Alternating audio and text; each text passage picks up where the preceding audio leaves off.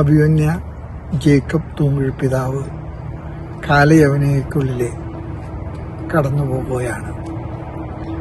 അഭിമന്യ പിതാവും ഞാനും തമ്മിലുള്ള ആത്മബന്ധം വാക്കുകൾ കൊണ്ട് വിവരിക്കാൻ എനിക്ക് കഴിയുകയില്ല.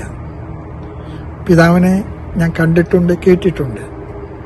പക്ഷെ ഞങ്ങൾ തമ്മിലുള്ള ആത്മബന്ധം ആരംഭിക്കുന്നത് തൃശ്ശൂരിൽ അദ്ദേഹം മെത്രാപ്പൊലീത്തയായി വന്നതിന് ശേഷമാണ്. മേരിമാത മേജർ സെമിനാരി തുടങ്ങാൻ അദ്ദേഹം തീരുമാനിച്ചപ്പോൾ അതിൻ്റെ താക്കോൽ സ്ഥാനത്ത് എന്നെ പിതാവ് വെച്ചു. പിതാവ് എന്നോട് പറഞ്ഞൊരു വാചകം ഞാനിപ്പോഴും ഓർക്കുന്നുണ്ട്.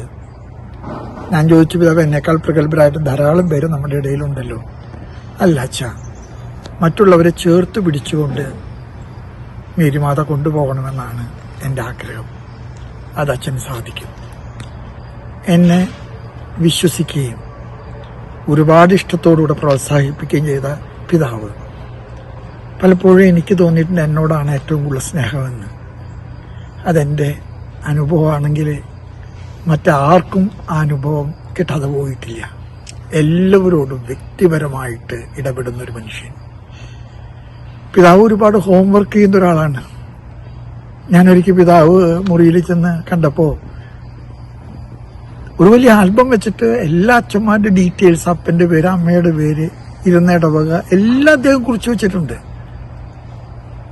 Takes pain to shepherd the pastors.